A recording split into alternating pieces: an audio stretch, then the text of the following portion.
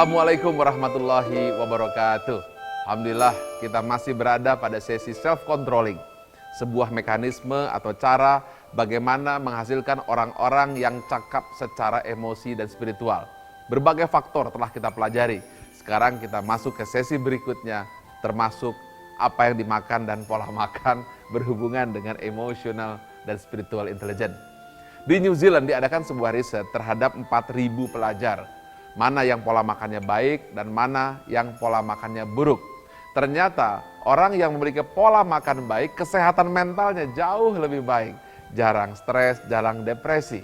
Jadi ada sebuah kesimpulan bahwa pola makan kita menentukan juga kesehatan mental kita.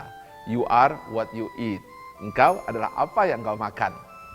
Riset lagi, bahwa makanan alami, ya, apabila dimakan terus-menerus, ternyata 26% orang-orang yang memakan makanan alami seperti buah, sayur, biji-bijian, mereka memiliki tingkat depresi yang lebih rendah dibandingkan dengan makanan-makanan seperti fast food dan seterusnya.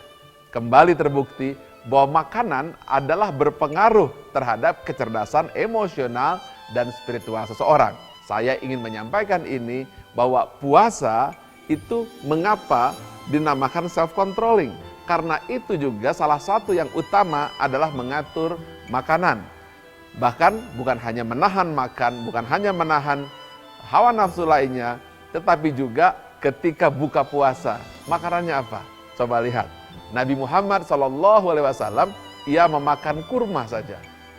Ya, ketika buka puasa. Kenapa? Banyak sekali kita makan kurma tapi kita tidak paham. Katanya itu sunnah, yaitu pahala. Hal yang sangat mengejutkan, ternyata kurma ini adalah makanan yang sempurna. Ia mengandung serat. Anda tahu bahwa serat itu sangat dibutuhkan untuk pencernaan kita.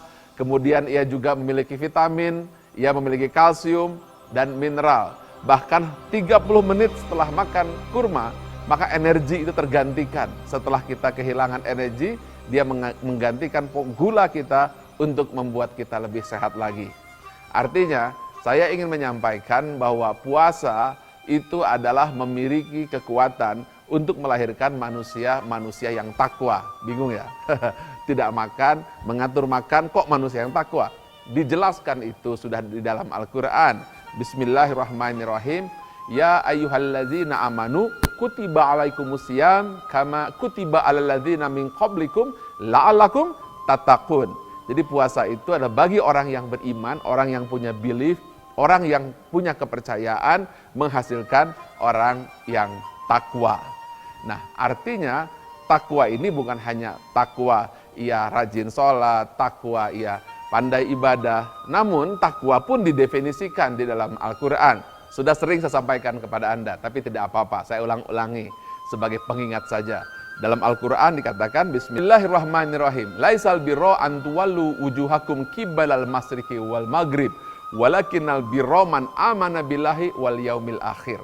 Jadi takwa itu bukanlah hanya menghadapkan dirimu ke barat atau ke timur, tetapi engkau beriman kepada Allah dan iman kepada hari kemudian. Saya tidak teruskan ayat itu, tapi apabila diteruskan, dia menjelaskan tentang nilai-nilai 165. Itulah orang-orang yang takwa. Artinya di dalam takwa, fenomena-fenomena emosional spiritual seperti iman pada Allah, iman kepada hari kemudian, sholat, zakat, memberi ke orang-orang yang miskin adalah bagian dari takwa yang disempurnakan dengan puasa. Karena ketika puasa sudah terbukti bahwa puasa bisa menurunkan kadar stres hingga 26%. Puasa juga bisa menekan hormon kortisol yang membuat orang stres dan ketakutan. Inilah kaitan bahwa puasa berhubungan dengan takwa. Nah, sekarang terjawab, innama bu'istu liutamima makrimal akhlak. Tidak diturunkan aku Muhammad kecuali akhlak. Akhlak itu karakter. Karakter berhubungan dengan self-controlling. Self-controlling berhubungan dengan puasa. Artinya ketika seorang berpuasa, ia sesungguhnya sedang melatih jiwa. Dan juga riset di NASA bahwa sel-sel kita berubah setelah 21 hari merubah kebiasaan.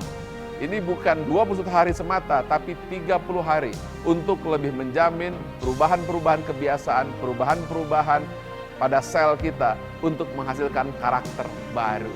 Subhanallah, NASA melakukan riset, kemudian ahli-ahli di New Zealand melakukan riset, tetapi sesungguhnya terbukti bahwa pola makan kita menentukan. Bukan hanya sekedar makanan yang halal semuanya kita makan, tapi halalan toyibah, makanan yang halal tapi toyib, makanan yang perlu dimakan, makanan yang terpilih untuk membangun bukan hanya kesehatan, tetapi kecerdasan, emosi, dan spiritual Anda, untuk melahirkan Anda menjadi orang yang cakap secara emosi, cakap secara mental, cakap secara jiwa, yang terbukti 80% penentu keberhasilan Anda.